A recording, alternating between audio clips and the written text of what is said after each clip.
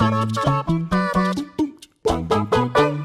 guys, what's up? It's me, Jules, of What Culture Gaming, joined by Rich and Josh, the biggest men in the biggest boys in the biggest room, because we are talking today about Sony's E3 2018 press conference and all of the games that they did and didn't show. Now, if you've been following our stuff recently, you can see that we've been highlighting all the best and worst bits, and we have to start off with the same thing that many people would criticise my and Ewan's relationship in my parenting style, in a lack of structure. Because for some reason, Sony decided to get everyone into a nice big church to begin with to showcase The Last of Us 2, good, then decided to move them to a different venue to show the rest of the conference. Yeah. I'm intrigued. Did they actually move people, or did they just move people? I thought they just sold tickets to see Last of Us and then sold tickets to see everything else. And they literally had to have these. They cut back to another panel that were basically just trying to fill. They cut back to the pre-show, didn't they? Yeah, and like, ugh. It was weird watching this. I stayed up to watch this at like 2 in the morning over here, but I fell asleep and I woke up at 2 minutes past 2 and I was like, oh my god, I'm missing it.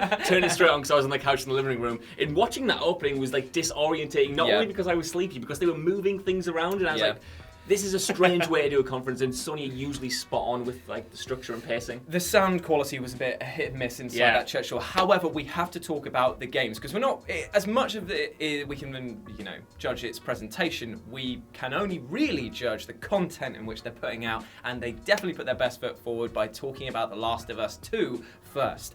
Now, first impression is, it's The Last of Us 2, it's gonna be amazing. Exactly. Like, I love the storytelling that they had in the dance, the fact that it was set in the same type of church that they had the people in to immerse, give them some immersion, thought that was lovely.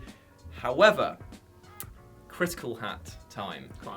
It wasn't a gameplay demo. It was a definite. It was definitely a technical vertical slice sort of thing. It's not. There were so many scripted bits in it that we're not going to see everything that we saw in that. That is not to say that The Last of Us 2 isn't going to be great. But let's face it. Do you really think that it was just a coincidence that she happened to blow up a bit of the wall that had bits of distractible things like that? Is not going to be in the game either. For as much as Sony touted gameplay focus throughout this entire conference, I thought a lot of them were very obviously kind of vertical slices, and I'm sure The Last of Us 2 will play very similarly to what we saw. But there were a lot of nice little coincidences in that gameplay demo. There was a knife that happened to land perfectly there. But I mean, it did show off like a lot of new features. Like there's a lot of an expanded stealth system. You can like go pro and hide in the cars and stuff. That was cool. It seemed to be very much more focused around stealth than the first game was. I don't know whether that's because you're playing as Ellie rather than Joel. Joel was like a huge beefcake who could just take out anyone, whereas I suppose Ellie, even when you played as Ellie in the first one, you were more on the back foot. You didn't have like your melee combat wasn't as strong. Well, her bow was her strong. Yes, exactly. And the long range stuff. I think for the gameplay, the thing that I took the most from it is the fact you actually kill somebody in one shot, which is the thing that annoyed me the most about the first Last of Us. I hated the combat. It took me ages to get it took me a while to get into the combat of the first Last of Us, because I thought, why on earth is this guy not dead? Emptying clips into him, and in this it was like, this guy took an arrow to the chest and he's dead. It's like, good. They do take a lot of a beating. And interestingly enough, we actually get a bit more of the lore about what's going on and a few sort of speculations that I'm sure that we'll cover in a different video, but just 2 little tidbits I noticed. Obviously the religious motif is going through the fact it was set in a church at the beginning with the dance, then the guy ended the action sequence by asking for forgiveness of his sins. So is that setting up the thing that Ellie is actually part of the group at the beginning and is then exiled from that same group who are then trying to hunt her down? Interesting.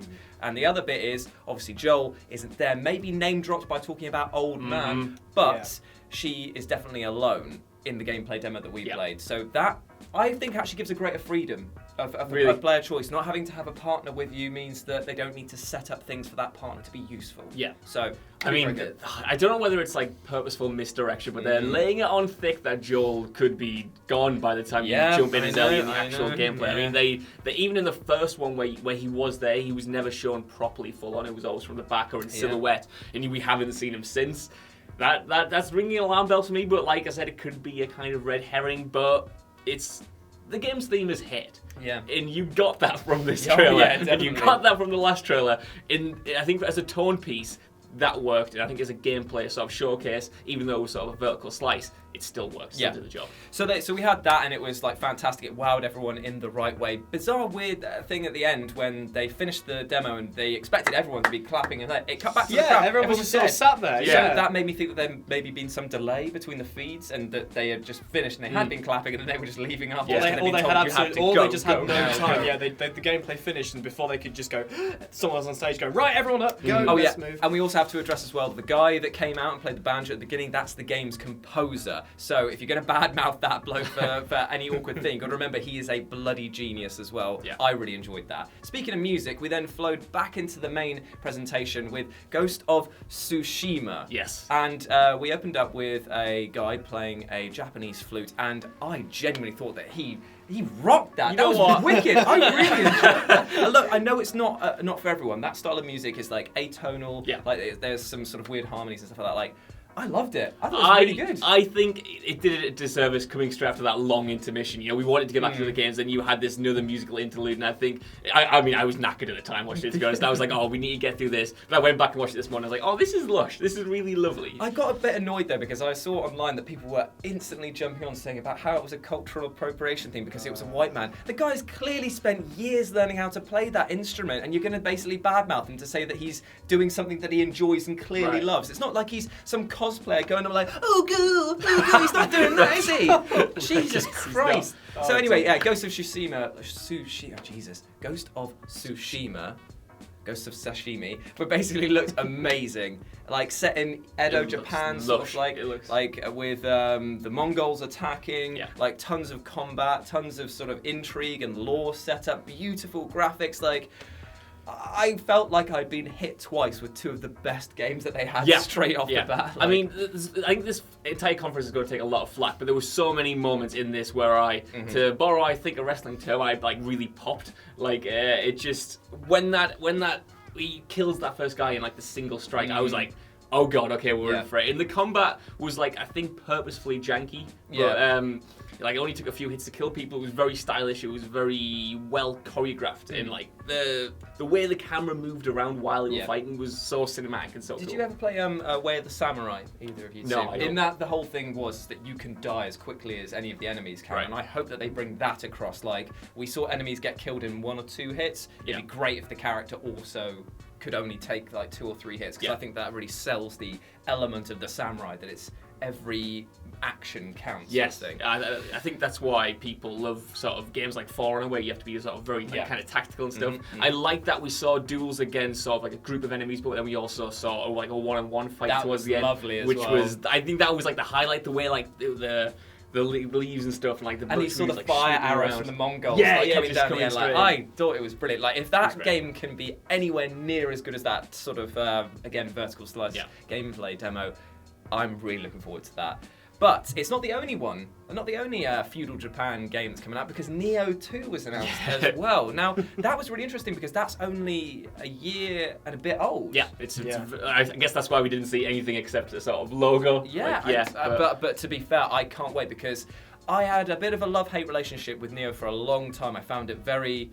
Like, coming off the back of playing Dark Souls 3 and also Bloodborne, I was like, oh, I just want this to be another one of them. Yeah. But when you get to learn the intricacies of Neo's combat system and, like, the sort of purifying area bit, like, I was like, this game's got some real tricks up its sleeve. So we can see more of that. Brilliant. Big fan of that. I mean, Scott Tilford isn't here. He's unfortunately away for you can hear him screaming. We could hear him. When that happened last night, I could hear him screaming. He's like in the middle of nowhere, and I still heard him hear that get announced.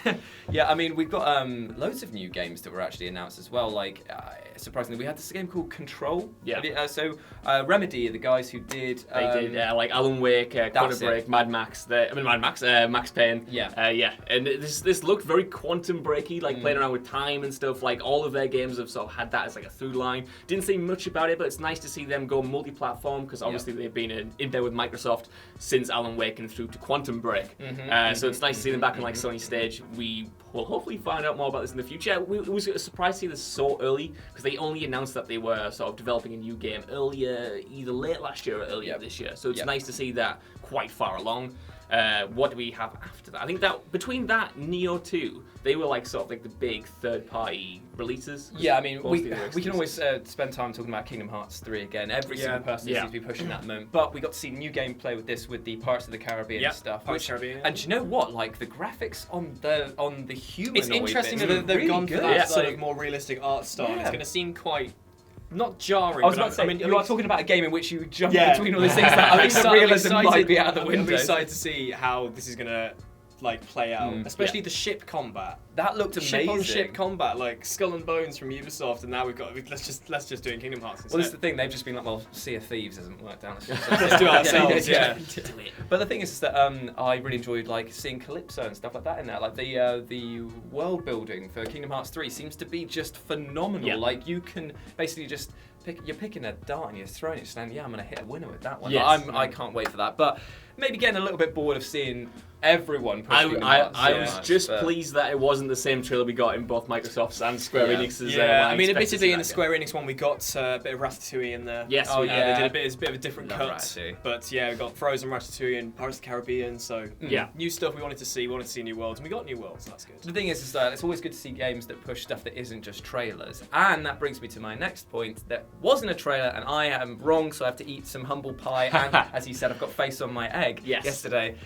Death Stranding had some actual gameplay, and it seems to be that you are a loot box deliverer. you're an apocalypse postman. Yeah, you work for FedEx, I think. That's the correct. I don't know. It was a strange one because it was like a trailer and yet sort of actual gameplay-esque. But like Kojima, after like the stream went live, he said like he purposefully made a sort of silent trailer without any gunshots and like explosions and stuff. He wanted to like sell it as a tone piece and yet still sort of show you gameplay, and yet he still achieved that without actually doing that in a way. Was it a tone piece or was it more of a toe piece? Because you got to see him rip off his bloody nail off his toe. It's like the opening of the opening of The Last of Us Part 2 thing. You see the guy getting his guts spilled out. It's like that's fine. Nothing. And there's a guy just pulling off his toenail. It's like no, absolutely not. I think that's the right. He's crafted that trailer / gameplay thing really well, because by highlighting it with that, like you say, just the toenail pulling, it's not as bad as getting disemboweled, but it is excruciatingly painful when you consider that this guy's main thing is walking and climbing. He kind of needs his toenails. So I mean, it looks gross and great in equal measure, and I enjoy the fact that there seems to be a thing of I have no idea what the game is still. No, and I think in the long run this might hurt it, not because like it might not be great, but so far this game has been sold on like its mystique and the way it's set up, like the world and like the atmosphere and stuff. And the more you find out about that world, perhaps the less interesting the whole thing becomes. Very true. I feel like everything sort of needs an explanation. Yeah, I feel like we're going to get the next trailer, whenever that may be, the PlayStation Experience or whatever, and they'll reveal like it's going to be 2019, like just to say it's going to be that year, and people are still going, that's great, but what are we playing? Yeah. I mean, we got a lot more story information in this trailer than I sort of expected to. We found out about like the characters and stuff. And we found out how things actually work, how like the Time Force like works, and how like I think she said if you go down you'll come back, but like it'll be like a crater or something like that, which was cool. I like the things that they're playing with. Again, we saw gameplay without actually sort of seeing gameplay. Yeah. It's weird though, isn't it? Because there are some games like that where you kind of need them to explain what it is. Yeah. But then there are other games like the Resident Evil 2 where you know what it's going to be. That was so well received. People like cheered the loudest I felt for that, or at least that's how it came across in my audio. Like Resident Evil 2 is one of my favourite games of all time. But I'm just about to say, I'm glad to see that it is getting a full remake. And it's getting a board game as well. Check it out on Steam Forge. They're actually making a board game for it. What do you think about like the new perspective and stuff? Because obviously when this was fine announced, with it. Really? Absolutely fine with it. It was one of those things where Resident Evil Remake, that was the one based on the GameCube that came out for the PC or whatever it was, that was brilliant. That was really, really well done. However, a lot of people would argue that Resident Evil 4 is the best Resident Evil game ever made. And seeing them combine the best in terms of the PlayStation 1 era for many, Resident Evil 2, with the over-the-shoulder style of Resident Evil 4, I don't see how that can be a thing. I know that a lot of people will get worried that it's veering into Resident Evil 6 territory, but fingers crossed that they've got the source material. As long as they stick to it, it should be fine. Initially, when I first heard this, because this was actually like leaked a few weeks before that, it was going to go like a Resident Evil 4 style perspective, and I was like kind of worried because I just wanted, like you said, like the GameCube remake of 1 done with 2 on like next-gen consoles. But this properly looks like a reimagining rather than just a remake. It looks like an entirely new game in a way. Like obviously it's still following the beats of Resident Evil 2, and like you can see that in the trailer. Like it's lushly recreated, but it feels like it's going to be its own experience, which is like really exciting. I think I don't know. It's coming out like January 25th, Yeah, 25th, yeah. 2018. So what is it? I'm There's a well load of games that are coming out around the end of January. 22nd. Yeah. I think it's January the 20th or February the 22nd is like the big date for most Yeah. developers We've now. got Kingdom Hearts, Resident Evil 2. Kingdom Hearts is January. Yeah, Kingdom Hearts is it's January. Yeah. Resident Evil 2 is January. We've got Metro Exodus, which is February 22nd. We've got Days Gone, which is February 22nd. Because it's quite. Wait, Days Gone. Yes, Yeah. that's that was announced before Sony's conference. Yeah. Like they were doing a pre-show. giving it. Yeah, like sort of like a pre-show in like the So days they- following up to it. Wow, Yeah. so they put Days Gone in the pre-show rather than in the main show. Yeah, they did. Yes, They they didn't didn't actually do it at all. mention it. I think it's because they've seen a lot of people getting quite worried about this game, about Yeah. what I it's think gonna most people be. just lost it. I mean, we mentioned this before. I think most people just sort of lost interest in Days Gone. Which is a real shame because Which is every a shame, 'cause, bit, like the first time I saw it, I thought this is going to be really cool. Yeah, And then yeah. we saw it again, and it was like, It's okay. just gonna need to do something really, really special to get people back Yeah. invested into it. And it's in fact it goes on to this bit here, which is saying that they chucked quite a lot of smaller pieces to larger parts Yes. into a sort of like best of trailer. They did some stuff for Destiny 2. They did some stuff for Black Ops 3 and 4. Yeah, That was weirdly weird. enough. That was weird. And Yeah. some remastered maps for both games. yeah, but do you know what? They've chosen the 4 best maps out of Black Ops 1. Oh God, yeah. Yeah, like I mean, they couldn't have chosen better ones, really. I No, don't I'm think. with Jungle with you. Summit and Firing Range. Yeah, I mean, Like, that's fun. what else have we got then? So we had. That's why it was so like. Oh, the no, show- no, no. God, but there's one big one. We're talking about the one that I actually think kind of stole the entire conference, which was the Spider-Man. Yes. Yeah. Spider-Man gameplay looked. It looks amazing. fantastic. I think it's definitely put to rest the worries of it being quick time heavy. Yeah. The gameplay looked absolutely phenomenal.